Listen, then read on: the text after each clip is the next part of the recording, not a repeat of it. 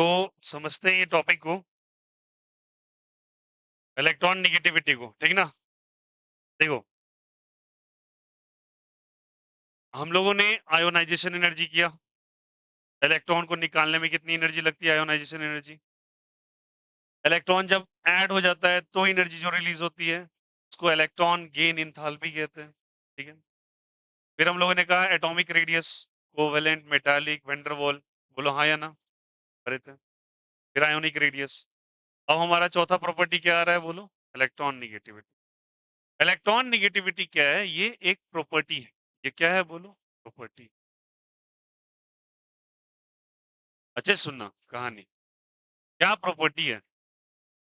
To attract, इसको attract करना है shared pair of electron,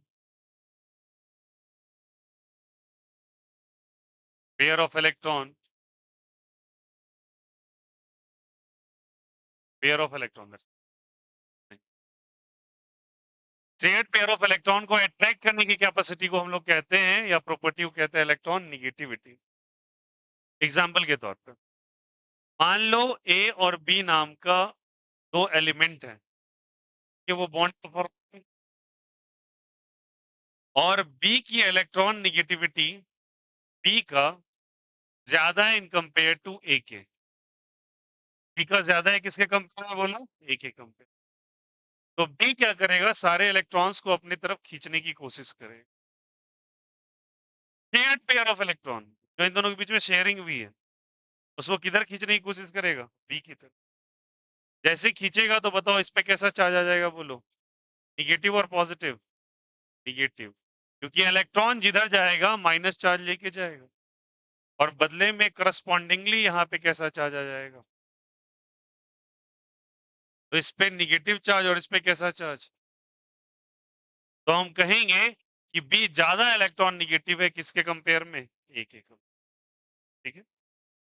example के तौर पे आप समझ सकते हैं, जैसे कि एग्जाम्पल आप ले लो कि मान लो सोडियम क्लोराइड का फॉर्मेशन नहीं है आयोनिक बॉन्ड, ऐसे कि मैं फॉर्मेशन कर लेता हूं, लेट अस सपोज ऐसा मानो कार्बन मोनोऑक्साइड का, ठीक है। अब कार्बन मोनोऑक्साइड में ये ऑक्सीजन का इलेक्ट्रॉन निगेटिविटी ऑक्सीजन का ग्रेटर होता है कार्बन से, ठीक है। तो ऑक्सीजन अपनी तरफ ये जो इलेक्ट्रॉन का पेयर है इसको अपनी तरफ ये अट्रैक्ट करना चालू करे, अट्रैक्ट करेगा तो ये हो जाएगा माइनस, और ये क्या हो जाएगा? तो हम कहेंगे electron negativity of oxygen is greater than oxygen, बहुत जल्दी बताइए, कार्बन। इसके कारण वो इलेक्ट्रॉन को अपनी तरफ खींचा, और इसमें माइनस चार्ज, इस पे कैसा चार्ज? Plus charge. तो वही प्रॉपर्टी आपको लिखाया गया है। इलेक्ट्रॉन निगेटिविटी एक ऐसी प्रॉपर्टी होती है जिसके कारण कोई भी एलिमेंट अपनी तरफ शेयर्ड पेयर ऑफ इलेक्ट्रॉन को, जो इलेक्ट्रॉन ऑलरेडी शेयर हो चुकी है, उसको अपनी तरफ खींचना चालू कर, और अगर खींचेगा तो उस पर निगेटिव चार्ज आएगा, और इसमें कैसा चार्ज आएगा? तो यहाँ पे निगेटिव चार्ज क्यों आ रहा है? बिकॉज यहाँ पे इलेक्ट्रॉन का जो क्लाउड है वो इंक्रीज कर जाएगा, और यहाँ पे इलेक्ट्रॉन का जो क्लाउड है वो डिक्रीज कर जाएगा, ठीक है। इलेक्ट्रॉन का क्लाउड इंक्रीज कर जाएगा, और इंक्रीज करेगा तो इलेक्ट्रॉन अपने साथ माइनस चार्ज लेके जाएगा। कैसा चार्ज लेके जाएगा? और भी एग्जांपल्स है, many large number of example. और भी एग्जांपल्स हो सकते हैं, हाँ भैया, और भी एग्जांपल्स हो सकते हैं। आयोनिक बॉन्ड के अंदर भी होता है, फिलहाल हम कोवेलेंट का शेयर्ड पेयर ऑफ इलेक्ट्रॉन के बारे में बात कर रहे हैं। और भी एग्जांपल्स हैं, जैसे कि देखो NH3 के बारे में सुना है? NH3 का स्ट्रक्चर ऐसा कुछ होता है, हम इसके बारे में बाद में जब बॉन्ड पढ़ेंगे, जब स्ट्रक्चर सीखेंगे तो बनाएंगे, ठीक है। फिलहाल इलेक्ट्रॉन निगेटिविटी जो होगा भैया वो नाइट्रोजन का ज्यादा होता है किसके कंपेयर में? हाइड्रोजन। तो नाइट्रोजन का ज्यादा है, वो बोलेगा मैं जितना इलेक्ट्रॉन दिया हूं भैया सबको अपनी तरफ खींच लूंगा, खींच लो। तो इन सब किसके कारण इस पे कैसा चार्ज आएगा? माइनस, और इन सब पे कैसा चार्ज आ जाएगा? प्लस। इस पे भी प्लस और इस पे भी। बोलो आया नहीं आया? तुमने वाटर का नाम सुना होगा, किसका नाम सुना होगा? बोलो, वाटर का। H2O का स्ट्रक्चर कैसा होता है? Oxygen, hydrogen, hydrogen, and shape structure होता है इसका।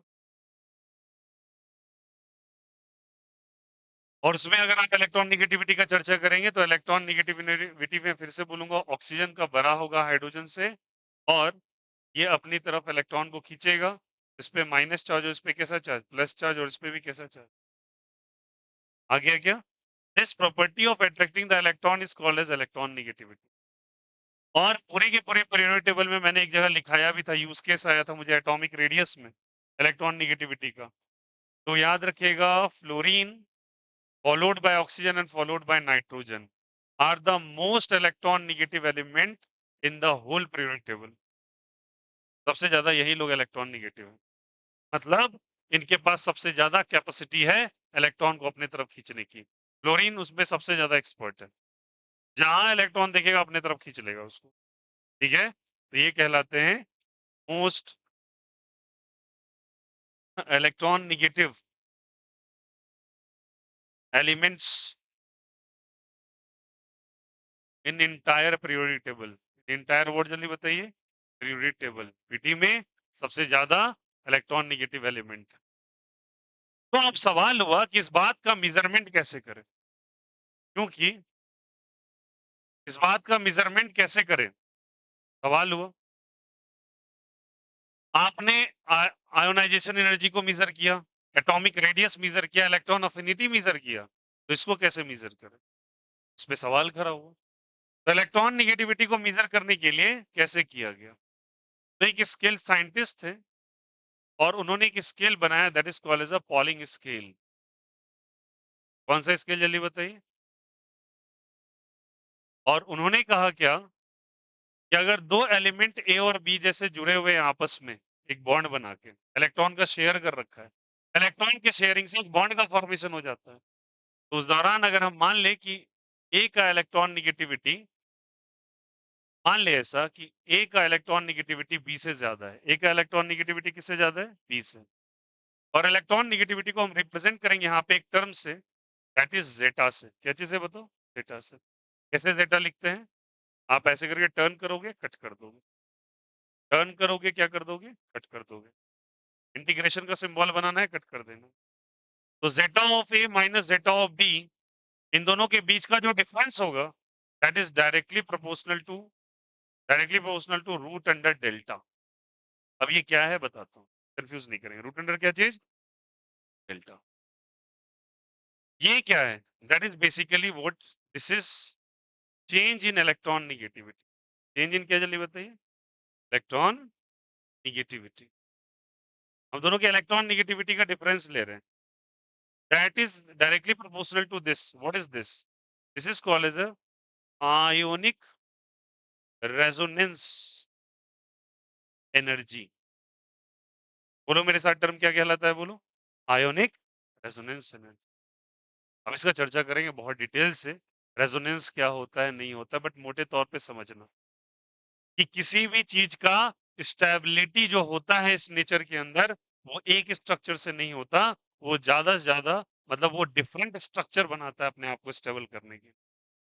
और जिस स्ट्रक्चर में वो सबसे ज्यादा स्टेबल अपने आप को पाएगा कोई मॉलिक्यूल, उसी स्टेबल में वो परमानेंटली रह जाता है। और वो बनाता सब है, वक्त पड़ेगा वो सबके पास जाएगा। ठीक है, जैसे तुम बेंजीन के बारे में सुने होगे, तो बेंजीन का स्ट्रक्चर कैसे बनता है? एक हेक्सागोनल रिंग और ऐसे 3 बॉन्ड्स, इसको कहते हैं बेंजीन। बट देखोगे कुछ लोग बेंजीन को ऐसे भी ड्रॉ कर देंगे, 2 बॉन्ड्स, सिंगल बॉन्ड। बोलो हाँ या ना? तो ये 3 बॉन्ड्स इंटरनली बना, ये भी 3 बॉन्ड इंटरनली बना। This are basically called as a, इसे हम लोग कहते हैं रेजोनेटिंग हाइब्रिड्स। ये ऐसा क्या है, सिंपल सोचो ना। अगर मैं कह दूं यहाँ पे 1 2 3 4 5 6, फिर से यहाँ कह दूं 1 2 3 4 5 और 6, देखिए तो बॉन्ड का पोजीशनिंग कहाँ पर है? पहले पे, तीसरे पे, पांचवें पे। और यहाँ देखिए तो दूसरे पे, चौथे पे और किससे? छठे पे। बन तो रहा है वही चीज ना, बट यहाँ बॉन्ड का पोजीशन बदल गया ना। ये ऐसा क्यों कर रहा है? अपने आप को स्टेबल करने के लिए काम कर रहा है। ठीक है, तो रेजोनेंस का मीनिंग क्या होता है कि कोई चीज अपने आप को स्टेबल करने की कोशिश कर रहा है। तो यहाँ भी बॉन्ड के फॉर्मेशन का चर्चा चल रहा है, इसलिए ये रेजोनेंस एनर्जी का चर्चा चल रहा है। हालांकि इसके बारे में डिटेल डिस्कशन केमिकल बॉन्डिंग में करेंगे, अपकमिंग चैप्टर है, नेक्स्ट ही वही चैप्टर है। अब आयोनिक रेजोनेंस एनर्जी उन्होंने क्या कहा कि देखो इलेक्ट्रॉन नेगेटिविटी का जो डिफरेंस होगा वो डायरेक्टली प्रोपोर्शनल होगा आयोनिक रेजोनेंस एनर्जी के लिए। फिलहाल के लिए ऐसा समझ लीजिए ये वो एनर्जी है जो कि बॉन्ड फॉर्मेशन के लिए काम आता है। कौन से फॉर्मेशन के लिए? Bond form. It's very important. ठीक है, पॉलिंग ने इसका मेजरमेंट किया और पॉलिंग ने बोला कि देखो जेटा है और जेटा भी इन दोनों के बीच का डिफरेंस डायरेक्टली प्रोपोर्शनल होगा रेजोनेंस एनर्जी के। उसके बाद देखो डेल्टा का क्या वैल्यू निकाला, देखिएगा डेल्टा क्या था। डेल्टा ये क्या है, इन्होंने क्या कहा, energy of A B minus root under energy of A into energy of B B. अभी सुन के थोड़ा सा अजीब सा फील होगा बट इसको जानना जरूरी है आपको। देखो क्या मतलब समझाता हूं, बहुत सिंपल है। ऐसा मानो, समझाते हैं एग्जांपल से इसका तो। देखो समझना सारे बच्चे, मान के चलो फॉर्मेशन हुआ ऐसा करके HCl का, किसका फॉर्मेशन हुआ, ठीक है, H और Cl के बीच में एक बॉन्ड का फॉर्मेशन हुआ, ठीक, अग्रीड। अब तुमको बताता हूँ क्लोरीन और हाइड्रोजन में ज्यादा इलेक्ट्रॉन निगेटिव क्लोरीन होता है। क्या होता है? क्लोरीन। जो भी चीज ज्यादा इलेक्ट्रॉन निगेटिव हो अपने तरफ वो बॉन्ड को खींच लेगा, इलेक्ट्रॉन को खींचेगा। तो ये शेयर्ड पेयर ऑफ इलेक्ट्रॉन को खींच लिया, तो इधर कैसा चार्ज आ गया, माइनस या प्लस, माइनस, और इधर कैसा आ गया। अब बोलिए जो हाइड्रोजन इसके पास आया है वो क्या हाइड्रोजन H जो आया है, H जो आया है वो H कहाँ से आया होगा, कहना इसे हाइड्रोजन से आया होगा, हाइड्रोजन गैस से। H2 plus Cl2 will results in the formation, ऐसे लिख सकते हैं, बोलो हाँ या ना। H2 plus Cl2 क्या फॉर्म करेगा, बोलो HCl, बोलो हाँ या ना। तो ये H2 से निकल के H आया और Cl2 से निकल के क्या है, Cl। अग्री कर रहे हो? तो H और H के बीच में भी बॉन्ड है, बोलो हाँ या ना। और Cl और Cl के बीच में भी बॉन्ड है, हाँ या ना। और H और Cl के बीच में भी नया बॉन्ड बन गया, अग्रीड। कोई दिक्कत यहाँ से? अब सुनो, ये कहता है कि जो रेजोनेंस आयोनिक रेजोनेंस एनर्जी है वो बराबर होता है बॉन्ड एनर्जी ऑफ एबी, मतलब बॉन्ड एनर्जी ऑफ HCl। ये बॉन्ड एनर्जी क्या है चर्चा करते हैं कुछ देर में, minus under root of bond energy of A bond energy of H2, H और H, and bond energy of what BB, मतलब Cl। बोलो हाँ या ना। और इससे आप कौन सा लगाते हो, आयोनिक रेजोनेंस। डिपोलिंग का फॉर्मूला एनसीईआरटी बेस्ड है, ये चीज आपको जानना चाहिए, कहां से इलेक्ट्रॉन नेगेटिविटी आया है, ठीक है। हालांकि इसके बारे में बात करूं, आप देखो एटॉमिक रेडियस का आपको यूनिट पता है, रेडियस एक डिस्टेंस है तो यूनिट बोले थे आप degree angstrom, nanometre, micrometres, metres, हो सकता है सेंटीमीटर, सब चल। आप जब आयोनाइजेशन एनर्जी पर वहां पे आपने बोला किलो जूल पर मोल, देख लीजिए पलट के, या इलेक्ट्रॉन वोल्ट पर एटम, आया ना। अपने अफिनिटी पर उसका भी एनर्जी लेवल सेम था, इलेक्ट्रॉन वोल्ट पर एटम या किलो जूल पर मोल, ठीक है। बट ये एक ऐसा चीज है ना जिसका कोई यूनिट नहीं होगा, इसलिए पहले लिखा ये क्या है, बोलो प्रॉपर्टी। किसी की इंट्रिंसिक बिहेवियर का कोई यूनिट होता है क्या? तो भैया वो भी तो बिहेवियर है, इलेक्ट्रॉन को निकालना, इलेक्ट्रॉन को जोड़ना। अरे इलेक्ट्रॉन को निकालने और जोड़ने में एनर्जी लग रही थी, तो एनर्जी का यूनिट है वो किलो जूल, जूल आ रहा है, इलेक्ट्रॉन वोल्ट, रेडियस एक डिस्टेंस है, बट इसका कोई यूनिट नहीं होता, ये एक प्योर नंबर होता है। इसको कैलकुलेट करना थोड़ा टिपिकल था, ठीक है। और इसको कैसे कैलकुलेट किया जाता है, कैलकुलेशन का तरीका है change in electron negativity is directly proportional to under root of delta and delta is called as a ionic resonance energy। इसका चर्चा बॉन्ड एनर्जी में मैं डिटेल से करूंगा जब केमिकल बॉन्डिंग पर आऊंगा। उसके बाद डेल्टा को कैसे कैलकुलेट किया जा रहा है, energy of A B minus root under energy of A into energy of क्या चीज, बीबी। आया समझ में? And what is E, that is energy of A B, that is basically called as a bond energy of HCl। A की जगह H को ले लो और बी की जगह क्या ले लो, Cl को। Bond energy of A, bond energy of H2, EBB energy of Cl2। आया समझ में? अब ये कौन सी एनर्जी है, जल्दी बोलो सारे बच्चे, EAB, EAA और कौन सी है बोलो? EBB। ये कौन सी एनर्जी है बोलो? Bond energy. कौन सी एनर्जी है बोलो? Bond energy. अब सुनना सारे बच्चे, बॉन्ड एनर्जी क्या होती है? जब नेचर में कोई चीज फॉर्म करता है, सुनना अच्छे से, जब नेचर में कोई चीज क्या करता है? फॉर्म करता है। जैसे आप सोचो, क्या आप बोलते हो ना, जैसे ऐसे करके आपने पढ़ा होगा बाइनरी फ्यूजन प्रोसेस है ना, फ्यूजन के अंदर आप क्या करते हो? दो छोटे छोटे क्या होता है, अमोइबा वगैरह कुछ होता है, उसको ज्वाइन करके एक बड़ा अमोइबा या न्यूक्लियस जो बन जाता है, वट एवर इट में भी। तो फ्यूजन का मतलब होता है दो चीज का फ्यूज करना, मिलना और मिलके एक बड़ा चीज बनाना। और फिजन का मतलब होता है स्प्लिट करके छोटा छोटा टुकड़ा बना देना। ठीक है? तो रूल नेचर क्या कहता है कि जब कभी कोई दुनिया में कोई चीज जुड़ेगा, तो वो नेचर में एनर्जी को रिलीज कर देगा। नेचर में एनर्जी को क्या कर देगा? रिलीज। ठीक ना? तो ऐसे नहीं फॉर्म कर जाता है कोई चीज। अगर वो बन रहा है तो एनर्जी रिलीज होगा। भैया बनने में एनर्जी रिलीज होता है, बोले हम। क्यों? क्योंकि कोई चीज बनेगा तो उसका एनर्जी घट जाता है। तुम बोलोगे एनर्जी घट जाता है, बोले हाँ। एनर्जी घटेगा तभी वो स्टेबल हो पाएगा। अगर आपके अंदर एक्स्ट्रा एनर्जी आ जाए किसी भी चीज की, तो आप स्टेबल नहीं हो पाएंगे। ह्यूमन बॉडी को ऐसा डिजाइन किया गया है कि डिफरेंट कंडीशंस के अंदर वो अपनी एनर्जी को काम रख सकता है। आया समझ में? नहीं तो और सब जो चीज है जो टिक नहीं पा रही है, क्योंकि उसके अंदर energy more than required value से ज्यादा है। ठीक है? जैसे आप देख लो, कोई भी चीज जिसके अंदर एनर्जी ज्यादा है उसका लाइफ ज्यादा नहीं है। जो भी एनिमल्स हैं उनकी लाइफ क्या होती है? मैक्स टू मैक्स 20 से 22 साल। क्योंकि एनर्जी उसका ज्यादा है, उसका लाइफ ज्यादा नहीं है। तो जितना एनर्जी यूज करना है कर ले, कुछ दिन के बाद खत्म। जैसे डॉग का ले लो, 15-16 साल खत्म। बुलाया नहीं आया। क्या आप डॉग की एनर्जी के लेवल को क्या परतर कर पाएगा ह्यूमंस? नहीं। डॉग चाहे तो भैया 10 चक्कर लगा लेगा और कुछ नहीं होने वाला उसको, के अंदर स्टेमिना होता है। बट ह्यूमंस तो थक जाते हैं, क्योंकि हमको ऐसा डिजाइन ही किया गया है कि हम अपने आप को ज्यादा स्टेबल रख सके।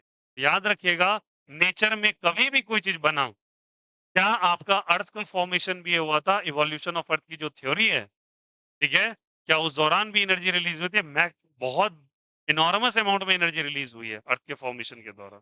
तब जाके एनर्जी, अर्थ आपका ठंडा होना चालू हुआ।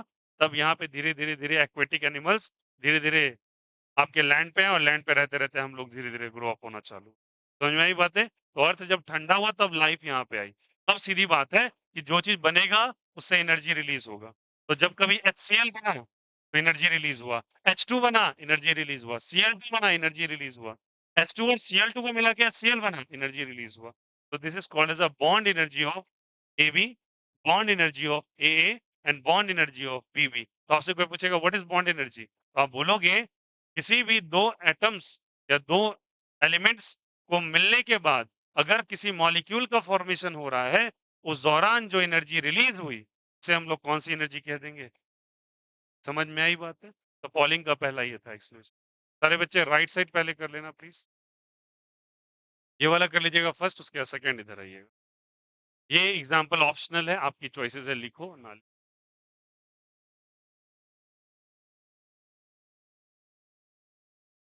पहले इलेक्ट्रॉन निगेटिविटी लिखा है नहीं ना? लिखिएगा। इलेक्ट्रॉन निगेटिविटी लिखिएगा। पहले डेफिनेशन लिख लो इसका, लिखिएगा। It is an intrinsic property. It is an intrinsic property, ऐसे लिखना। Intrinsic property, property of a given element. It is an intrinsic property of a given element. It is an intrinsic property of a given element by which by which by which it attracts by which it attracts by which it attracts the shared pair of electron. It attracts the shared pair of electron, the shared SHARED, the shared pair of electron towards itself, towards itself, the shared pair of electron towards itself, लिखा सकते हैं? towards itself, now write down it, सारा कुछ नहीं, जैसे जैसे लिखा है एज इट इज कॉपी करना है।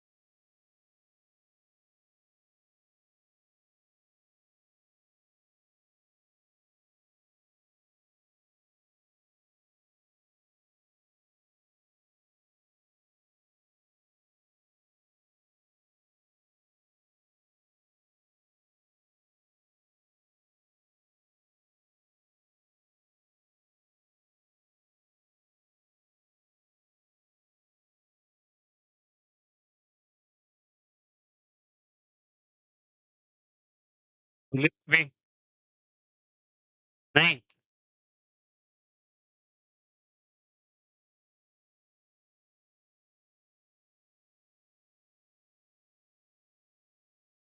कॉपी डालेंगे सभी पे बॉन्ड एनर्जी नहीं हुआ। लिखो लिखो लिखो लिखो। इस सिंबल को कहते हैं जेटा। क्या कहते हैं? जेटा। या फिर इसको कहते हैं काय। क्या कहते हैं? काय। CHEI या फिर ZETA जेटा या काय कहते हैं, ग्रीक सिंबल है। मोल फ्रैक्शन के लिए भी यूज में आता है। तू साला ये कैसे लिखता है बता दो। हाँ साला कैसे लिखा शुतुरमुर्ग की तरह है? आदमी की तरह लिख, पैजामा की तरह लिखे जा रहा है। पढ़ता सही है, लिखता गंदा है। क्लियर लिखा करो, घर में दोबारा लिखते हो? हाँ,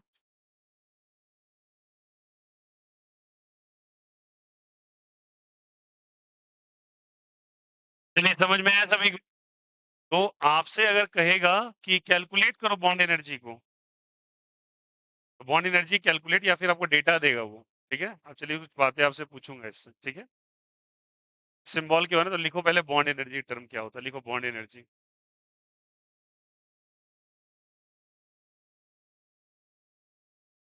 लिखिएगा bond energy.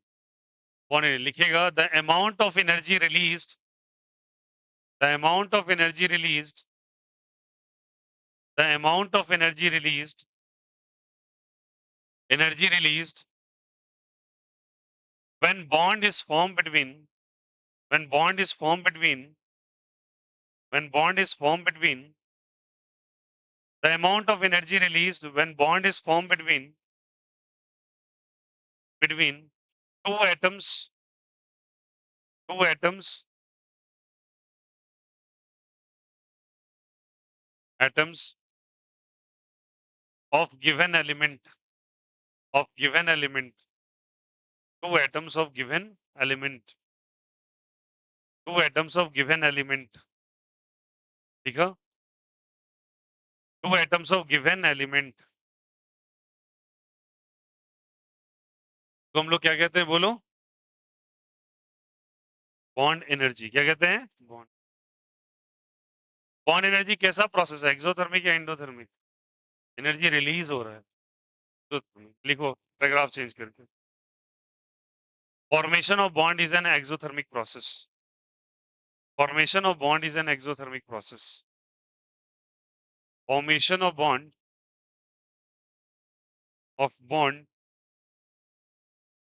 is an exothermic process.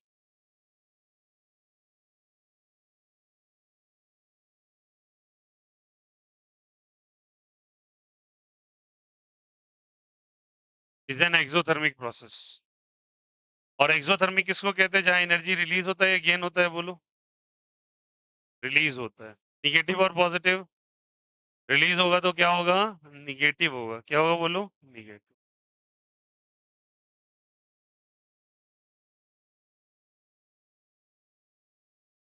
ठीक। अब देखो बॉन्ड एनर्जी को कैसे कैलकुलेट किया जाता है। मैंने आपको एक डेटा लिखाया था, 1 electron volt per atom is equal to क्या लिखाया था? 96.4 किलो जूल पर मोल। बोलो हाँ या ना? ऐसा कुछ लिखा है कभी? एटॉमिक रेडियस पलटिएगा, वहां पे लिखा हुआ है ये चीज, अभी कॉपी में ही। ठीक है, और 1 इलेक्ट्रॉन वोल्ट पर एटम, जहां पे electronegativity sorry ionization energy पर है, और यहाँ पे क्या लिखा होता बोलो? इट वॉज, इसको 4 से डिवाइड करो, 23.1 किलो कैलोरी पर मोल। किलो कैलोरी क्या चीज बोलो? पर मोल। क्या आ जाएगा? 23.1 किलो कैलोरी पर मोल। ठीक है, तो हम बॉन्ड एनर्जी को भी इसी टर्म में कैलकुलेट करते हैं। ठीक है, इसी टर्म में कैलकुलेट करते हैं। अब देखो यार, अगर आपको जेटा ए माइनस जेटा बी इलेक्ट्रॉन निगेटिविटी का जो डिफरेंस है ये, अगर आपको किलो कैलोरी पर मोल में या किलो जूल पर मोल में कैलकुलेशन के लिए आ जाए, ये डेटा आप दिमाग में रखिएगा डायरेक्ट एज इट इज, जैसे बता रहा हूँ दिमाग में वो रखना है। ये लिखिएगा 0.208 under root delta kilo joule per mole, ये आ जाएगा।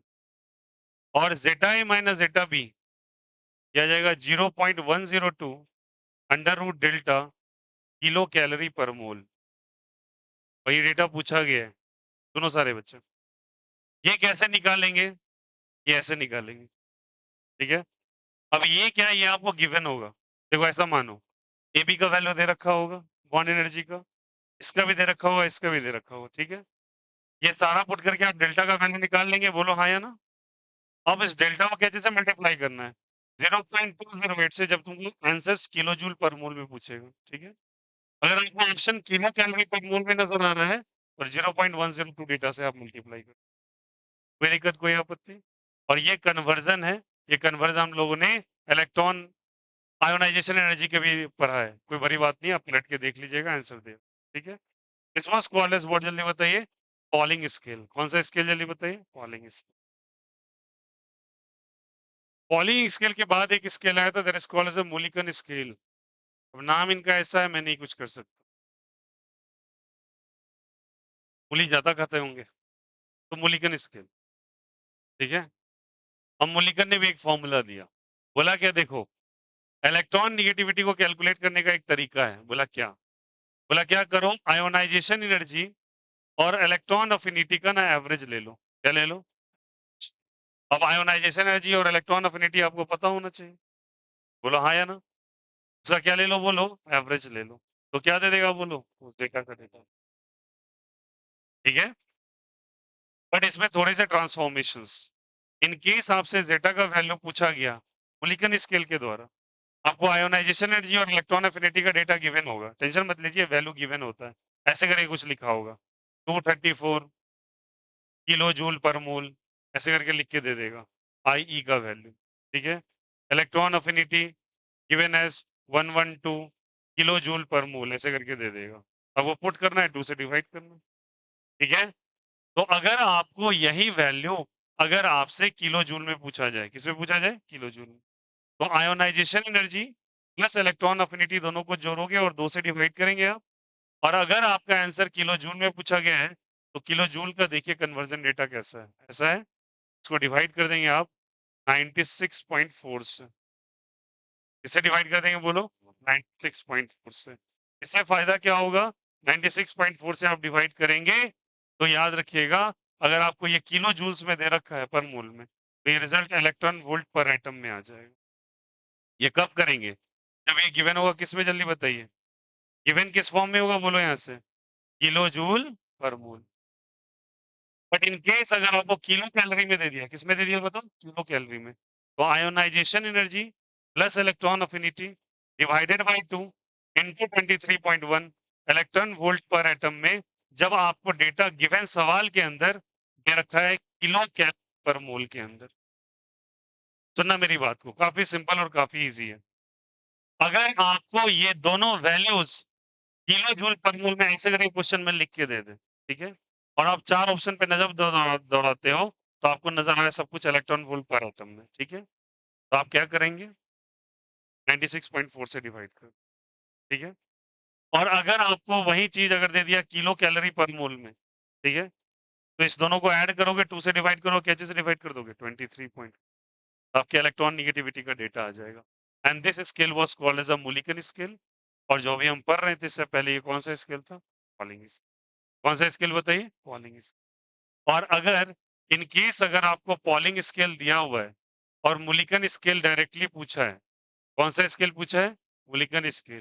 बोला कि पॉलिंग स्केल का डेटा ये है, तो मूलिकन स्केल के द्वारा बताइए, तो कुछ नहीं करना है, इस डेटा में क्या चीज से डिवाइड कर दोगे? 2.8 से, डायरेक्ट आ जाएगा। तो this is the relation between polling scale और कौन सा स्केल, जल्दी बताइए? Mulliken scale. ये पॉलिंग एंड मूलिकन का रिलेशन है। पॉलिंग एंड किसका, जल्दी बताइए? मूलिकन का रिलेशन है। तो भैया क्या इसको डायरेक्टली आपको दिमाग में क्रैम करना पड़ेगा? हाँ, यहाँ पे कुछ चीजें तो भैया दिमाग में आपको बैठा के रखना ही पड़ेगा, इसमें कोई डाउट नहीं है। सुनो सारे बच्चे, फिर से एक बार बता देता हूँ।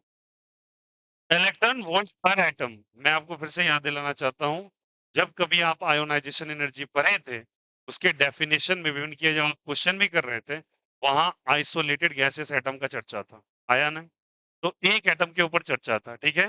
बट अगर आपसे वो एक मोल एटम का पूछ लिया, तो एक एटम का पूछेगा तो आयोनाइजेशन एनर्जी, एक एटम का पूछेगा तो इलेक्ट्रॉन अफिनिटी, ठीक है? और अगर आपसे एक मोल एटम का पूछेगा तो आप बोलोगे आयोनाइजेशन एंथैल्पी, क्या बोलोगे? आपसे बोलेगा एक मोल एटम का इलेक्ट्रॉन जब गेन बढ़ता है, इलेक्ट्रॉन गेन एंथैल्पी, तो ये रिलेशन हो जाता है। ये कैलोरी के टर्म में, किसके टर्म में? जूल के टर्म। आपसे कैलकुलेट कराएगा बॉन्ड एनर्जी, कौन सा एनर्जी? Bond energy. आपको डेल्टा कैलकुलेट करने का डेटा यहाँ पे दे रखा है। ये सारा वैल्यू आपको दिया होगा कुछ ना कुछ, ठीक है? करके डेल्टा निकाल लो। आपसे बोलेगा इलेक्ट्रॉन नेगेटिविटी का डिफरेंस पता करो। अगर आपसे आंसर किलो जूल पर मोल में मांगा है तो 0.208 से, और अगर किलो कैलोरी पर मोल में मांगा है तो 0.102 से। डेल्टा कहाँ से निकालेंगे? यहाँ से निकालेंगे, और ये तीनों वैल्यूज आपको गिवन होगा। समझ में आई बात है? अगर आपको मॉलिक्यूलर स्केल से कैलकुलेशन पूछा है तो क्या करेंगे आप बताओ? आयोनाइजेशन एनर्जी और इलेक्ट्रॉन अफिनिटी के डेटा को जोड़िएगा, कैसे से डिवाइड कर दिएगा? 2 से। अगर आंसर आपका इलेक्ट्रॉन वोल्ट पर एटम में मांगा है और आपको दिया गया डेटा अगर किलो जूल पर मोल में है, तो आप कैसे से डिवाइड करेंगे? 96.4 से। और अगर आपको given data kilo calorie per मोल में दिया हुआ है, तो आप कैसे से डिवाइड कर दोगे? 23.1 से। आ गया समझ में? Quite easy and simple. Is it okay? और आपको पॉलिंग स्केल से मोलिकन स्केल में डायरेक्ट स्विचिंग अगर कहा है करने के लिए, बोलेगा मान के चलो मोलिकन स्केल से एक डेटा आया इलेक्ट्रॉन नेगेटिविटी का कुछ 5.6, तो पॉलिंग स्केल से क्या होगा? तो 5.6 डिवाइडेड बाय 2.8, आंसर इज 2। आया समझ में? चलो लिख लो सारे बच्चों, ये कर लेना कॉपी, फिर मोलिकन स्केल कर लो, फिर ये।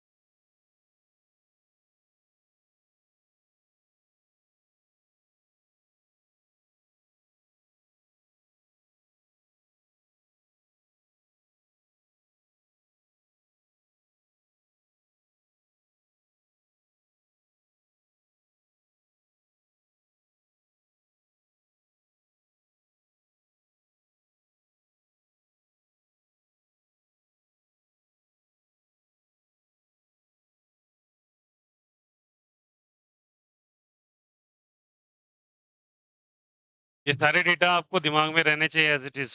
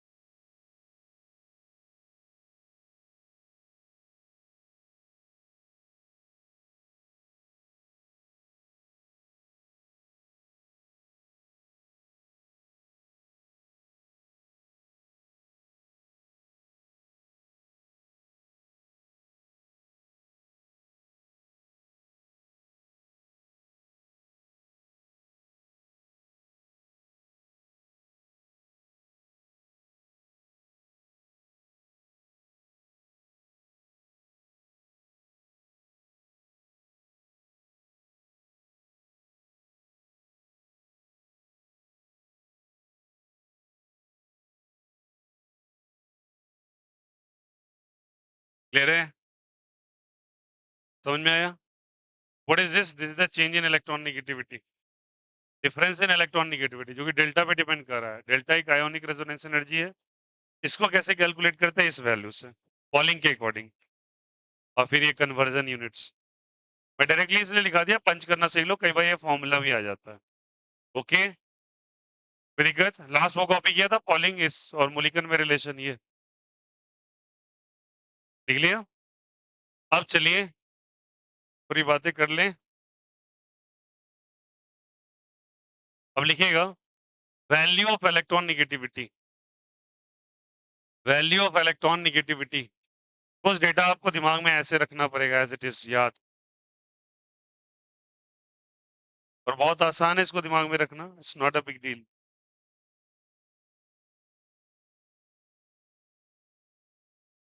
चलिए देखिएगा सब कोई, हाइड्रोजन, फिर उधर हीलियम था तो लिखो यहाँ lithium, beryllium, boron, carbon, nitrogen, oxygen, fluorine, chlorine, bromine, iodine. ठीक है, ये डेटा आप दिमाग में रखेंगे एज इट इज। चलो देखो, ये लगभग 2.1 होता है। कितना होता है इसका? 2.1। अच्छा, कोई बोलेगा इलेक्ट्रॉन नेगेटिविटी का क्या यूनिट है? इट्स यूनिटलेस क्वांटिटी, इसका कोई यूनिट नहीं, नंबर होता है। क्या होता है? नंबर। तो ये 2.1, ये क्या करोगे बोलो?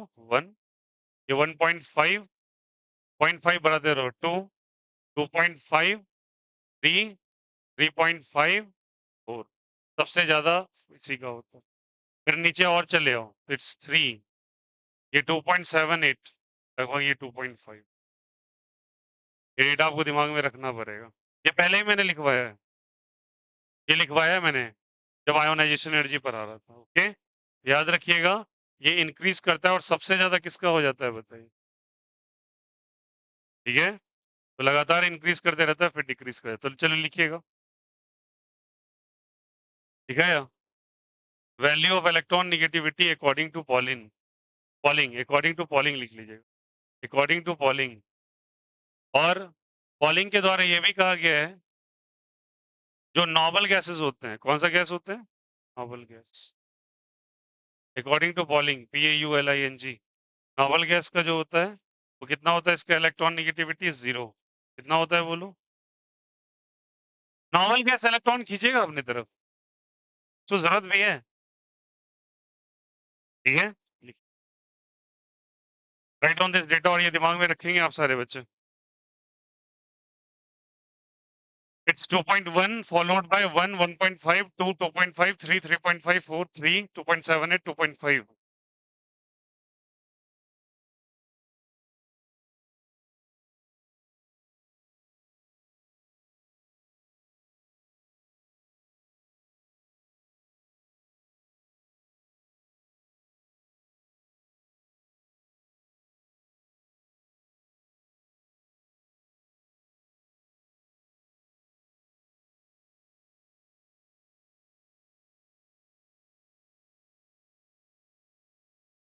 है, फालतू बात मत किया करो।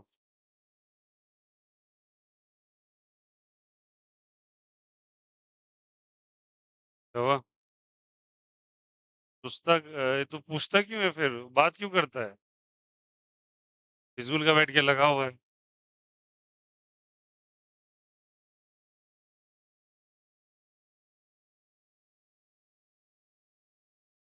चलो हो गया क्या? समझ में आ गई बातें? तो पॉलिंग स्केल के अकॉर्डिंग ये वैल्यू आपको याद रखना है, 2.1, 1, 1.5, 2, 2.5, 3, 3.5, 4, 3, 2.7, 2.5। ठीक है, ये वैल्यू आप दिमाग में रखिएगा, बहुत आसान है। 2.1 है ना, 1 के बाद 0.5, 0.5 बढ़ते बढ़ते 4 तक, फिर 4 के बाद फॉल डाउन करके 3, 2.7 है। लगभग नाइट्रोजन और क्लोरीन का लगभग सेम ही हो जाता है आसपास। ठीक है, तो आपसे कोई पूछेगा व्हाट इज द यूनिट, तो आप बोलोगे यूनिटलेस क्वांटिटी। क्या लिखोगे? यूनिटलेस लिखिएगा। Electron negativity is a unitless quantity, electron negativity is a unitless quantity, electron negativity is a unitless quantity, negativity is a unitless quantity, electron negativity is a unitless quantity. सब में unit था लेकिन इसमें unit नहीं है। अब चलिए देखिएगा सारे बच्चे, फैक्टर्स अफेक्टिंग, फिजूल का बात मत करो, इलेक्ट्रॉन निगेटिविटी, एक फैक्टर जो कि इलेक्ट्रॉन निगेटिविटी को अफेक्ट कर रहा है, कौन कौन सा होगा चलो बताना। अगर मैं Z बढ़ा दूं, Z stands for the atomic number, तो बताओ इलेक्ट्रॉन को खींचने की ताकत बढ़ जाएगी या घट जाएगी? Z बढ़ने से क्या बढ़ता है बोलो? प्रोटॉन बढ़ता है या इलेक्ट्रॉन बढ़ता है? प्रोटॉन। 1000 बार हो चुका है, बोलो हाँ या ना। प्रोटॉन बढ़ेगा तो इलेक्ट्रॉन को खींचने की कैपेबिलिटी बढ़ेगी या घटेगी? प्रोटॉन अगर बढ़ जाए तो इलेक्ट्रॉन खींचने की कैपेबिलिटी बढ़ेगी या घटेगी? नॉर्मल हाँ या ना? इंक्रीज करेगा ना। तो इलेक्ट्रॉन को खींचने की कैपेबिलिटी को इलेक्ट्रॉन निगेटिविटी कहते हैं। आया नहीं आया?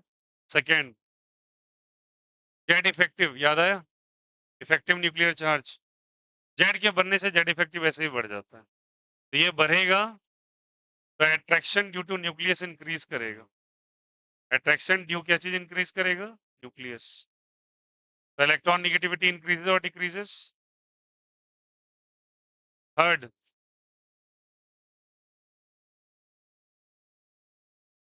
नंबर ऑफ सेल्स अगर बढ़ा दें तो बताओ क्या होगा?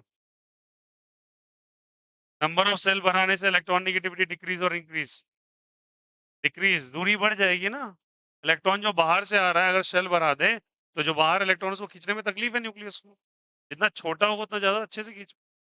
बोलो हाँ या ना? तो क्या हो जाएगा बोलो इलेक्ट्रॉन नेगेटिविटी? बोलो हाँ या ना? N stands for the number of cells. The fourth one is called as a delta increase.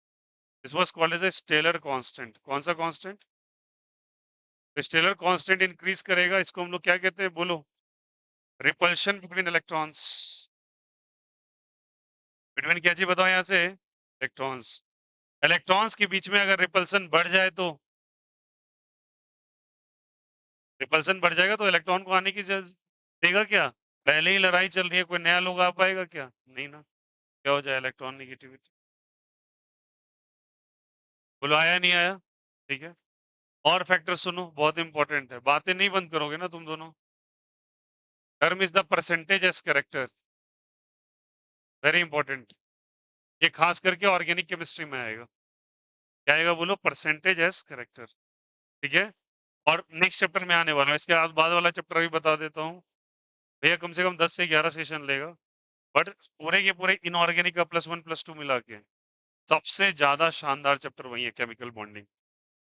धड़ल्ले से सवाल आते हैं, बहुत सवाल आते हैं, और बहुत खतरनाक चैप्टर है, मतलब लाइक निचोड़ आपको रख देगा अभी तीनों चैप्टर का मिला के वो अकेला। ठीक है। तो इससे इस पे इतना मेहनत करवाया है आपको, ठीक ना। स्ट्रक्चर ऑफ एटम में भी रीजन क्या है कि जितना ज्यादा आप फैक्ट पढ़ते चले जाओगे, देखो फैक्चुअल डेटा आपको बहुत सारे नोट्स में मिल जाएंगे, पर आपको करना पड़ेगा सारा। मैं आप बहाने नहीं बना सकते, पॉलिंग स्किल का ये डेटा मिस हो गया, इलेक्ट्रॉन निगेटिविटी का वैल्यू नहीं याद आ रहा, सब टिप्स पे होना चाहिए। ठीक है। स्कूलिंग स्टडीज नहीं है बच्चा, स्कूलिंग स्टडीज बहुत आसान होता है, 4 नोट्स में चीज लिखी हुई है, याद करो नंबर ले आओ, कुछ मेहनत ही नहीं है। यहाँ पे आप अगर पढ़ भी लिए ना, तो आपको एप्लीकेशन अगर नहीं आया तो आपके नंबर नहीं आने वाले। यहाँ तो बहुत इंपॉर्टेंट है आपको कि आपके एक्चुअल ब्रेन का चेक होगा, कितना आप लेवल को यूज कर सकते हो, तो सीखना इज इम्पोर्टेंट एक्चुअली। वहां पे आपको ये नहीं कि रट्टा मार के जाना है एन घटेगा ये बढ़ेगा, ये सब नहीं। आपको ये पता होना चाहिए कि एन के बढ़ने के बाद होगा क्या। दूरियां बढ़ेंगी, इलेक्ट्रॉन को नहीं आने देगा, क्योंकि इलेक्ट्रॉन को खींचने वाला कौन बैठा हुआ है? न्यूक्लियस। आप उसे डिस्टेंस ही बढ़ा दो तो कहाँ से वो खींच पाएगा? आया समझ में? ऐसे थॉट प्रोसेस। चलिए परसेंटेज करेक्टर ऑर्गेनिक में यूज होता है, वैसे नेक्स्ट चैप्टर के अंदर होगा, और उसके चलते थोड़ा सा हाइब्रिडाइजेशन का आपको कंसेप्ट आना चाहिए। अब ये मैं डिटेल नहीं पढ़ा रहा, अभी कुछ बहुत डिटेल डिस्कशन है ये सब, लेकिन थोड़ा बहुत आप जानोगे क्योंकि यहाँ पे यूज केस है। हाइब्रिडाइजेशन में बच्चा यहाँ पे 3 तरह का हो जाता है, the sp hybridization, the sp2 hybridization, the sp3 hybridization. अब ये क्या है भैया? बात की बात है, छोड़ो फिलहाल। अब नॉर्मली सुनना, एस और पी मिला के 2 लोग हैं, एक का नाम एस है और एक का नाम क्या है? पी। तो बताओ दोनों इक्वल अमाउंट में है ना, जितना एस है उतना क्या है? पी है। तो बताओ क्या मैं कह सकता हूँ इसमें परसेंटेज ऑफ एस कैसे निकालेंगे? परसेंटेज ऑफ एस कैसे निकालते देखो, इसको परसेंटेज एस कैरेक्टर कहा जाता है। तो लिखिएगा number of s by total number of s plus p into 100%। निकलवा के दिखाते हैं तुमको, बोलो s कितना नंबर में है यहाँ पे? एक है। टोटल नंबर एसपी का कितना है मिला के? एक और एक, दो, इंटू 100%। कितना परसेंट है बोलो? आया? इसका कैलकुलेट करके देते हैं। एस कितने नंबर में? Number of S, total number. ये एक है लेकिन ये कितना है? दो। एक और दो कितने हो गए? तीन। इंटू कितना परसेंट? That comes to be 1/3 into 100%। Cancel out कीजिएगा, 33.33% आया समझ में? सिमिलरली आप क्या बोलोगे? एस कितने नंबर में है यहाँ पे? 1 बाय टोटल। ये एक है, ये तीन है। 1 + 3 कितना हो जाएगा? 4 इंटू 100। 1/4 इंटू 100%। कैसे निकाले, समझ में आया? 25%।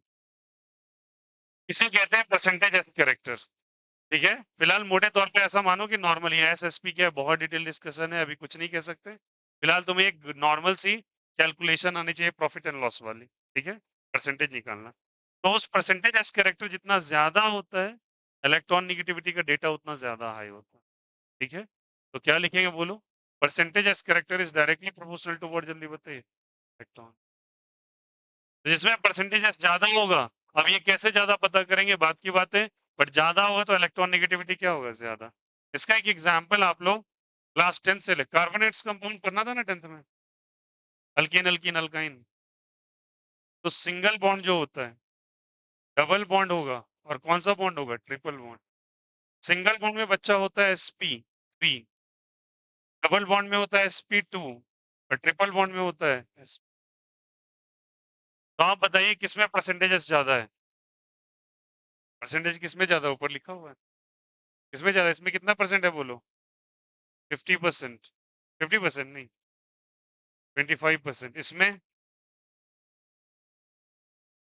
और इसमें कितना परसेंटेज ज्यादा है? सॉरी, क्या लिख दिया बात? एसपी होगा ना, ट्रिपल बॉन्ड का एसपी होता है। Sorry, sorry for that. हाँ, कितना परसेंट बोलो? 50। फिर से, single bond sp3, double bond sp2, triple bond. ठीक है, अब बताओ परसेंटेज किसका ज्यादा है? sp का। तो बोलेगा इलेक्ट्रॉन निगेटिविटी किसका ज्यादा है? तो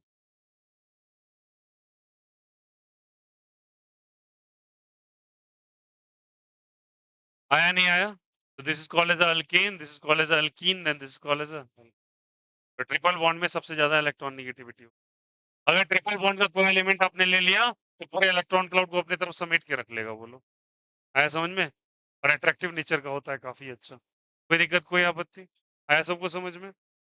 चलिए, अब बताइएगा, इसमें ये बात ध्यान रखिएगा, double triple bond. 6th number, आप बताइए पॉजिटिव चार्ज अगर बढ़ेगा तो इलेक्ट्रॉन निगेटिविटी बढ़ेगा या घटेगा? पॉजिटिव चार्ज अगर बढ़ेगा तो इलेक्ट्रॉन निगेटिविटी बढ़ेगा या घटेगा? बोलिए। प्लस चार्ज के बढ़ने से बढ़ेगा या घटेगा? घट जाएगा। अगर प्लस चार्ज बढ़ गया तो घट जाएगा electron negativity. What is electron negativity? Feel the thing ना। इलेक्ट्रॉन को अट्रैक्ट करना या रिपेल करना? अट्रैक्ट आप कैसे करवा पाएंगे? माइनस को बुला के। माइनस माइनस में क्या हो जाएगा? इलेक्ट्रॉन तो निगेटिव है ना, तो क्या करेंगे जो बढ़ जाएगा? प्लस चार्ज बढ़ा दो, प्लस माइनस में अट्रैक्शन। तो क्या कहते हैं, देखो यहां से, positive charge on central atom. Central atom का क्या कॉन्सेप्ट है बताता हूँ। Is directly proportional two electron negativity. Central atom में जितना पॉजिटिव चार्ज बढ़ाएंगे इलेक्ट्रॉन निगेटिविटी उतना बढ़ जाएगा। लॉजिक सिंपल है यार, प्लस बढ़ाओगे तो माइनस को खींचेगा ही ना। अब बताइए खुद ही, अगर मैं आपके पास ये एलिमेंट रख देता, इसको कहते हैं CH4। CH4 सुना होगा आपने, मीथेन, बोलो हाँ या ना। और एक कार्बन टेट्राफ्लोराइड ले लेते हैं। ठीक है, अब बोला इन दोनों में कौन ज्यादा इलेक्ट्रॉन निगेटिव है? Simple as that. फ्लोरीन सबसे ज्यादा दुनिया का इलेक्ट्रॉन निगेटिव एलिमेंट है, और कार्बन का 2.5 है, इसका 4 है। तो ज्यादा अच्छा कौन है? फ्लोरीन है। तो फ्लोरीन अपनी तरफ सारे सारे इलेक्ट्रॉन को खींच लेगा। ठीक है, तो इसमें कैसा चार्ज आ जाएगा बताओ? ये सब खींचेगा तो इन सब पे माइनस माइनस, और इसमें कैसा हो जाएगा प्लस। अच्छा, कुछ बच्चा को अगर दिक्कत हो रहा है, ये क्या आप बना रहे हैं? इसको कहते हैं डेल, क्या कहते हैं इसको? और इसको कहते हैं डेल्टा, क्या कहते हैं इसको? डेल्टा का भी छोटा भाई डेल होता है समझ में?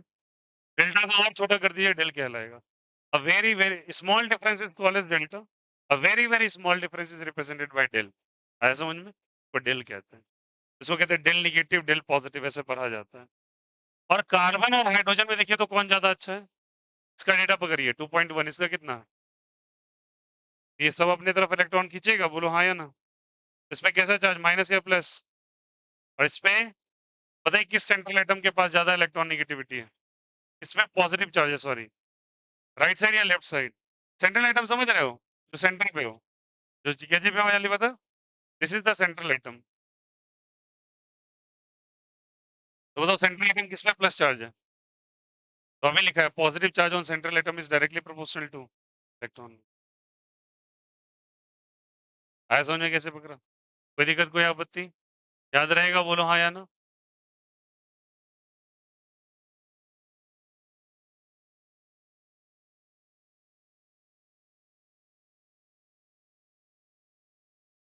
अभी बताइए, अभी होल फुल मत हो, सब छापने ही लगते हो यार।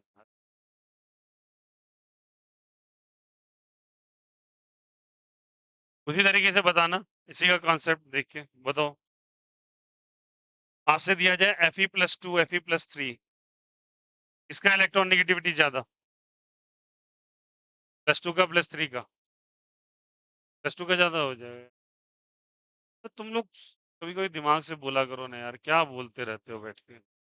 अरे भाई, इलेक्ट्रॉन को अट्रैक्ट करना है, इलेक्ट्रॉन नेगेटिविटी जिसपे प्लस ज्यादा हो ना ज्यादा अट्रैक्ट करे यार, नॉर्मल सा बात तो है।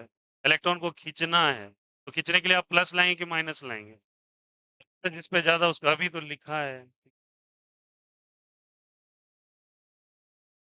बताइए किसका ज्यादा होगा यार, थोड़ा दिमाग लगा के आंसर किया करो। सब पराया धराया लग जाता है, पानी फेर दे फिर। बोलो कौन ज्यादा होगा? +3 +2 +1, +3 फिर +2 फिर +1, बोलो हाँ या ना?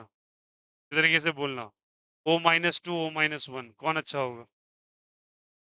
-1 या -2? -2 होगा। -1 क्यों होगा? निगेटिव चार्ज है, निगेटिव चार्ज उल्टा चलेगा ना। बोला आया नहीं आया? अगर मैं पूछ लेता आपसे N-3 N-2 कौन अच्छा होता?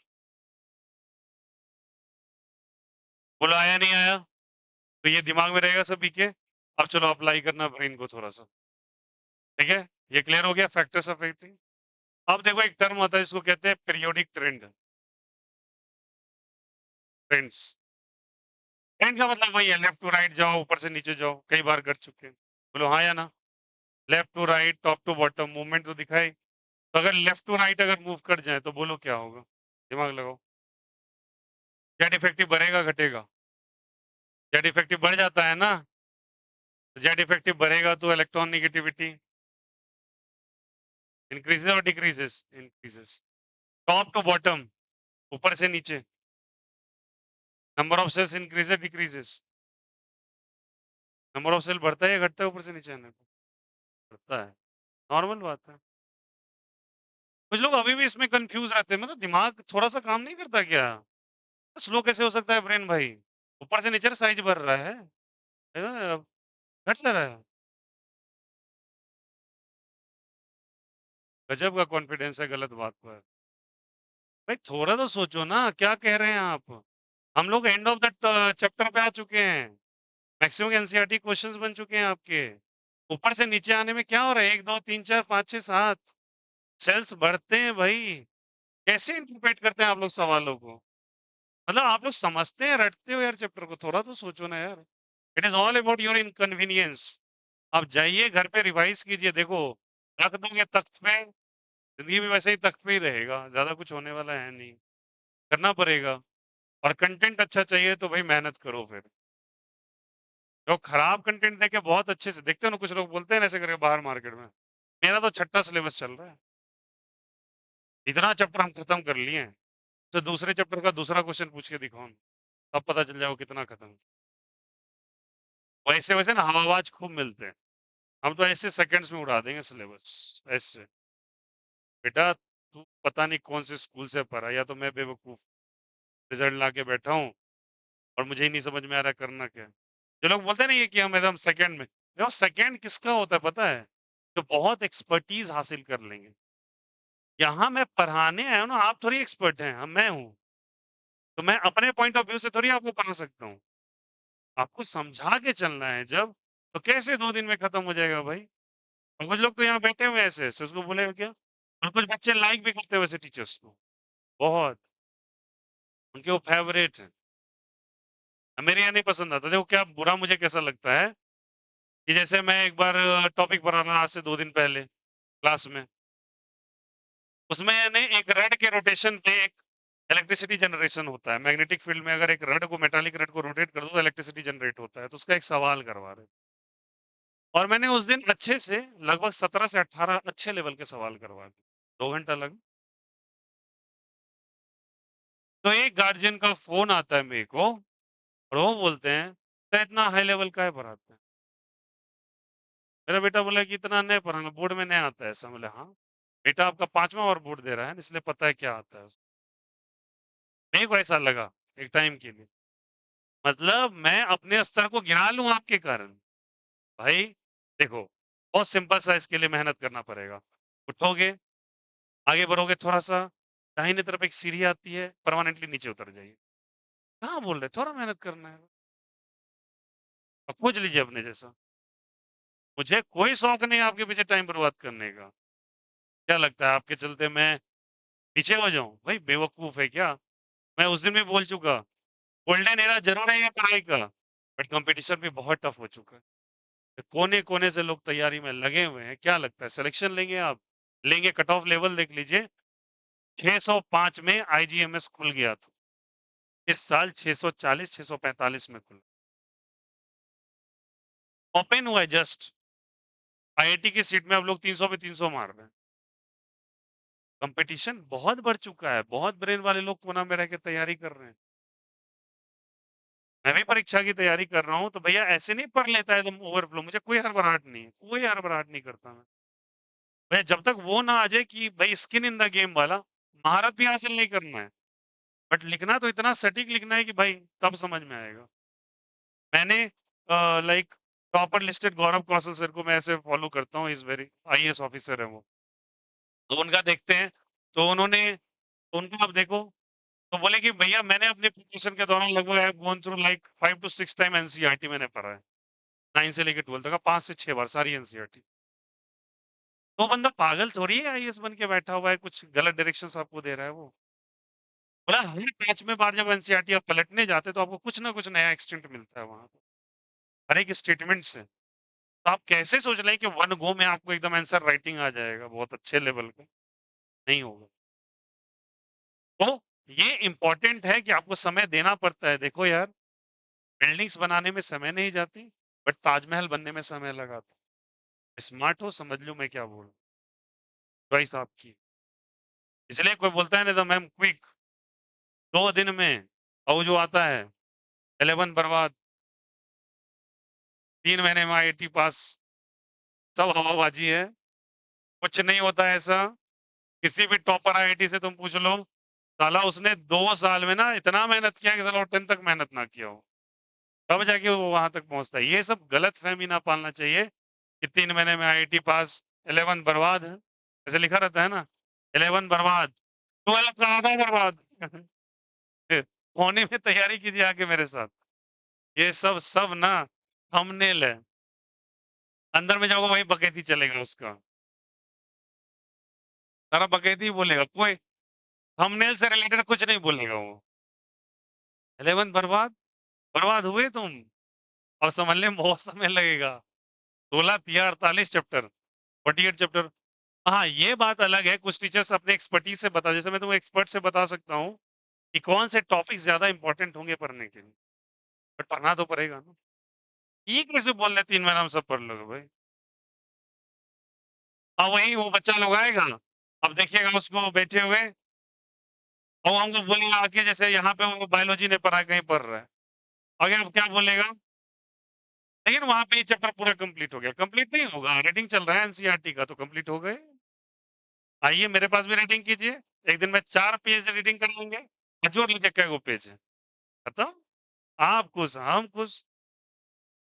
क्या ज़रूरत है ये सब इतना फैक्टर वेक्टर लिखने का? कुछ ज़रूरत ही नहीं है। हम बेवकूफ़ बैठे हैं, जो रिज़ल्ट बनाने वाले टीचर बेवकूफ़ बैठे हैं। मेरा स्टूडेंट पढ़ के कहाँ-कहाँ पहुँच गया वो बेवकूफ़।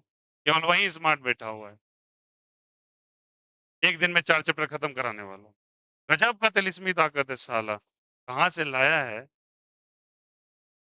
और वैसने-वैसने बच्चा सब भी जुटान में रहेगा। सब गधे का जमात एक ही जगह जाके पढ़ता है। रियली बता रहे हैं। सब बेवकूफ़ का देखिएगा एक जगह जमावट रहेगा और वहीं सब बैठ के खूब खुश रहेगा। क्योंकि वो तो दिन काटने गया ही है। उसको भैया चाहिए हफ्ता भर में 4 चैप्टर कंप्लीट। या तो कम से कम 2 ताकि उसको कोई टेंशन नहीं पड़े। घर में जाए एक बार एनसीईआरटी रीडिंग लगा लिया बस हो गया पढ़ाई। क्वेश्चन क्या करना है, उस लाइन पे सोचना है, नहीं सोचना है। आप आपको बिलीव नहीं है ना बच्चा जैसे एनसीईआरटी जो सर भी पढ़ा रहे हैं आपको मैं जेन्युइनली बोलता हूँ। आप ना कोई बुक ज़रूर सॉल्व करो। आप नहीं तो नीट का पीवाईक्यू ही ले लो। स्टेटमेंट्स होंगे ना बच्चा, उस पे जो पेपर निकलेगा ना, वो आपका दिमाग हिला देगा 2 मिनट। एग्ज़ामिनेशन के दौरान कभी-कभी बताता हूँ बायोलॉजी कैंडिडेट्स का प्रॉब्लम बताता हूँ। जैसे वो परीक्षा देने गए, तो कभी-कभी कंप्लेन क्या आता है, भैया उसी चीज़ पे ना 4 मिनट तक सोचते रहिए कि एक्चुअली कौन-सा ऑप्शन सही है सबसे। साला एक वर्ड के चलते चारों ऑप्शन उलझा के रखा हुआ है। एग्ज़ामिनेशन में समय तो नहीं है। 4 मिनट अगर आप एक पेपर पे ले लिए, हो गया काम खत्म ना, 90 क्वेश्चन है बायोलॉजी के। यही बात हो जाता है, it's very important to know that. और सुनो टॉप पे बॉटम जाएँगे नंबर ऑफ सेल बढ़ेगा, नंबर ऑफ सेल बढ़ेगा तो इलेक्ट्रॉन नेगेटिविटी। बोलो आया नहीं आया? ये पीरियोडिक टेबल्स याद रखिएगा A, B top to bottom, left to right. अच्छा एक चीज़ बहुत इंपॉर्टेंट याद रखना ये वाला, बैंगन आलू इज़ वेरी इंपॉर्टेंट। क्या था बोलो? बैंगन आलू, गाजर एंड याद रखिएगा इसमें इसमें डायरेक्टली मैं बता रहा हूँ। गाजर इज़ मोर देन आलू और थैला इज़ मोर देन इंडियम। इन दोनों को घुमा देना बस। ठीक है? देखो कैसे घुमाना है। गाजर आगे, थैला आगे। बनेगा बैंगन, गाजर, आलू, थैला इन और ये आंसर होता है। ठीक है ना? और ये हर एग्ज़ामिनेशन में एक ना एक बार आया हुआ है, श्योरली। और देखो वहाँ पे हम लोगों ने आयोनाइज़ेशन एनर्जी में डब्लू बनाया था। बनाया था ना? और यहाँ पे ये केस हो जाता है। चलो कर लो कॉपी अब सब।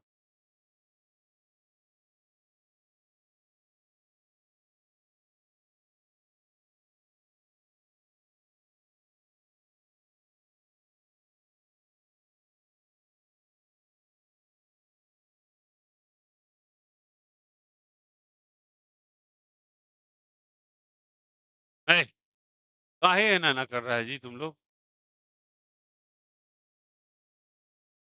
तो यही काम है ना?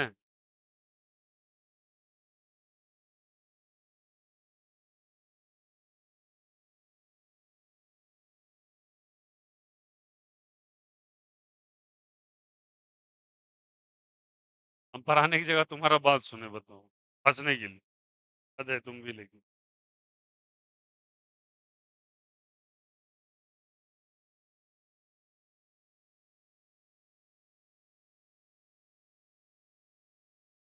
एनसीईआरटी नहीं दिया था, केवल एमटीजी? कितने क्वेश्चंस दिए? ज़्यादा दे दिया? हाँ? 30? 20? एनसीईआरटी भी दिया था? कुछ नहीं?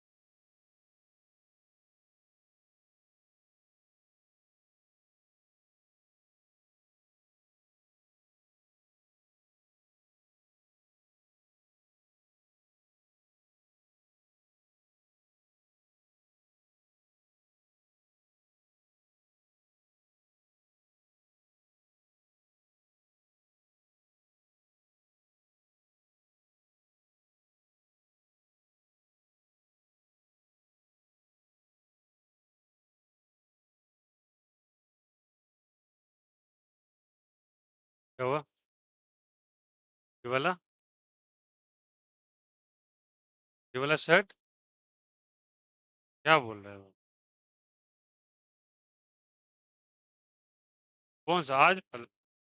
ये सुबह?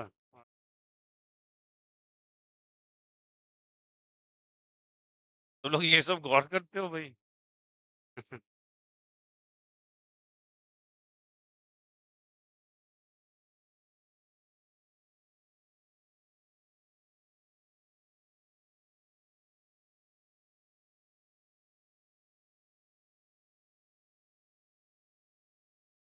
एक घर के पड़ोस में एक हैं राधे अंकल, वो भी हैं। वो मैं दे देता हूँ बेचारे, ब्रश व्रश करके साफ सफाई करके सारा, उन्हीं के चलते मेरा कबर्ड सजा रहता है। नहीं तो भाई मेरे से नहीं होने वाला। तो समझ रहे हो ना, वो कपड़ा पूरा ऐसे ऐसे फेंकते जाओ। तो मुझे अच्छा लगता है काफी। और क्या होता है, ऐसे पता लगता है कि बहुत सारा कपड़ा है आपके पास, जब गंदा हो जाता है वो। ऐसे साला जब प्रेस होके आएगा ना, तो एक स्टैक में सब जमा हो जाता है, तो लगता है कपड़ा ही नहीं है आपके पास। तो उनको मैं दे देता हूँ, वो सफाई करके देते हैं। मम्मी को क्या परेशान करे यार, नहीं अच्छा लगता अब जो बैठ के वो कपड़ा धोए जा रहे हैं। तो मेरे से होता नहीं यार ये सब, मतलब मैं थोड़ा आलसी हूँ इस मामले।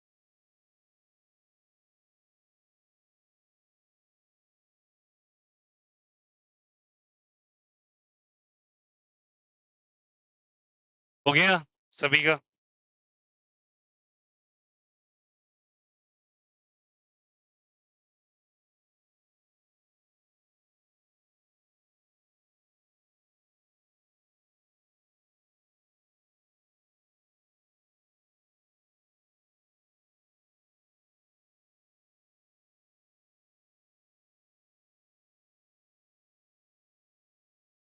अब लिखेगा।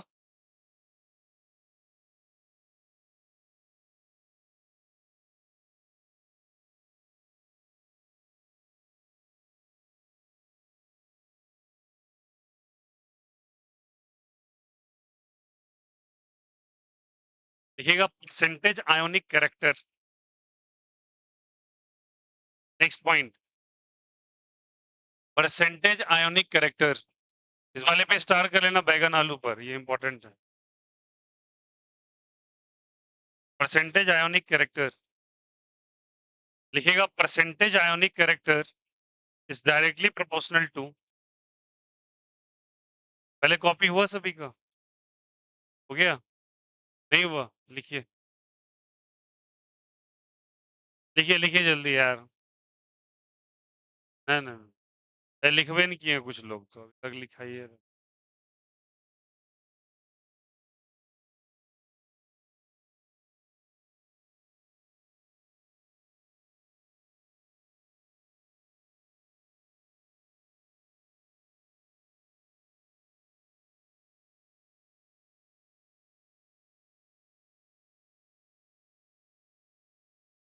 लिखिएगा। वाह, प्रीति जी हाथ चलाइए।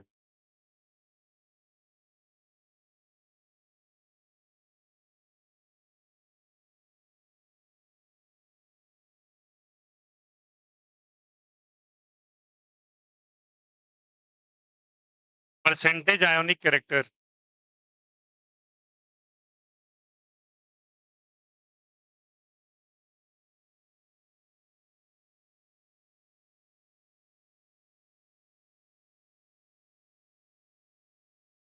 Percentage ionic character.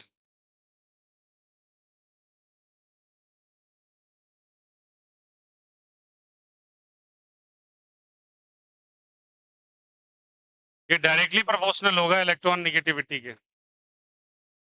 एक साइंटिस्ट थे, उनका नाम था हेनरी और एक का नाम था स्मिथ। तो लिखोगे Henry Smith formula. Henry Smith formula. तो यहाँ पे एक साइंटिस्ट आए थे पॉलिंग, उसके बाद आए थे मुलिकन, और मुलिकन के बाद कौन है बोलो? Henry Smith. और उन्होंने एक फॉर्मूला दिया, परसेंटेज आयोनिक कैरेक्टर। अब ये आयोनिक कैरेक्टर क्या होता है बताते हैं। Is equal to 16 into delta plus 3.5 into delta square, and delta is basically difference in electron negativity.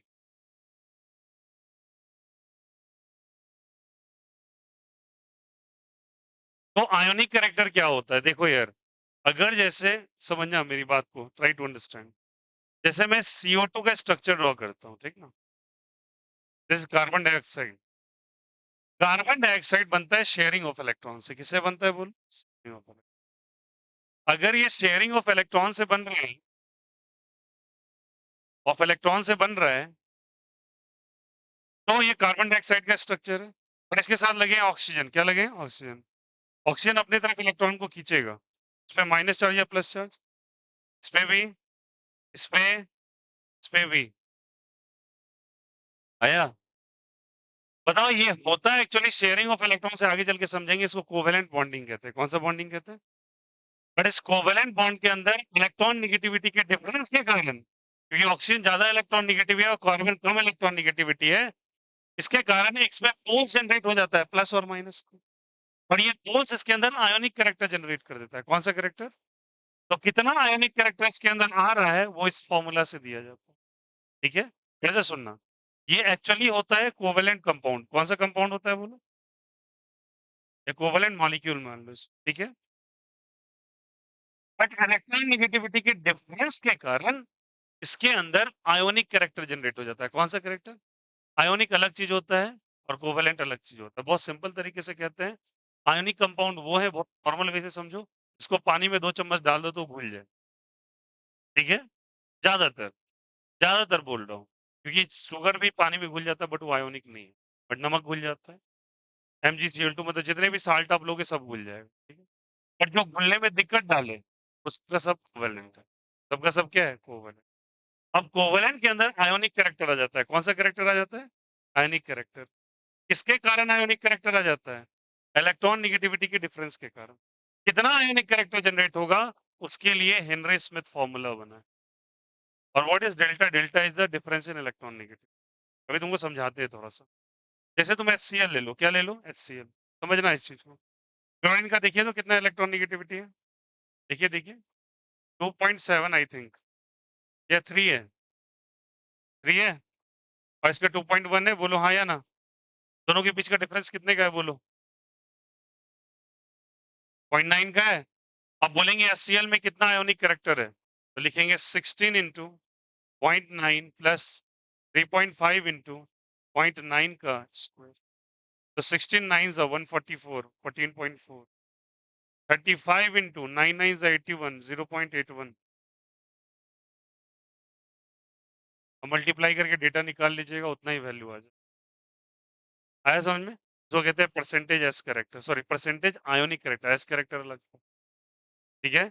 और ये फॉर्मूला से दिया जाता है। चलिए लिख लेंगे सारे बच्चों, Henry Smith formula, and write down this data.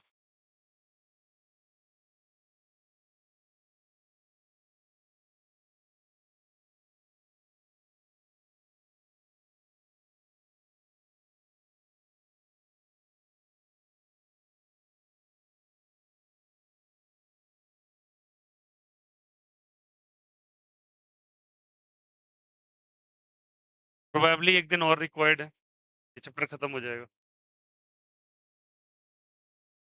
मतलब परसों वाले क्लास में खत्म हो जाएगा ये चैप्टर आपका, पूर्णतः। और कैसे कहाँ पढ़ना है वो बताएंगे, जैसे ऑक्सीडेशन स्टेट वगैरह है, वो कैसे पढ़ना है उसके बारे में बताएंगे। पहले इसको कर लेंगे कंप्लीट, तो मुझे NCERT देगा।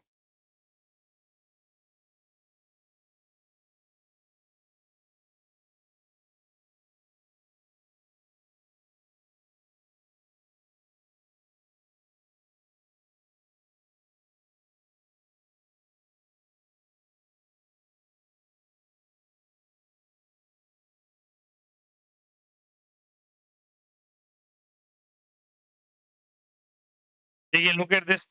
सारे बच्चे इधर नजर डालो। ये आपको जिगजैग जो भी दे रखा होगा, page number 91, topic is electron negativity, जो आज करवाएं, ठीक है। ये इसका ट्रेंड दे रखा है, कैसे बढ़ता है कैसे घटता है, ये सब आप जानते हो बेसिकली। तो ये आपका यहाँ तक हो गया। बस अब ये 2 पेजेस बचे हुए हैं, दैट्स इट। बाद बाकी ये पूरा कंप्लीट हो ठीक है। एनसीईआरटी का page number 91 up two electron negativity from the starting से लेके पूरा इंडेक्स कर लीजिएगा और एक एक चीज पढ़िएगा बैठ के खुद से, सब कुछ आपके कॉपी में प्रेजेंट है। एनसीईआरटी प्लीज रीडिंग लगाएंगे केमिस्ट्री का स्पेशली, फिजिक्स के लिए मैं आपको नहीं स्ट्रेस डालूंगा बट केमिस्ट्री का श्योरली। फिजिक्स का बस एमटीजी कर जाओ, दैट्स इट।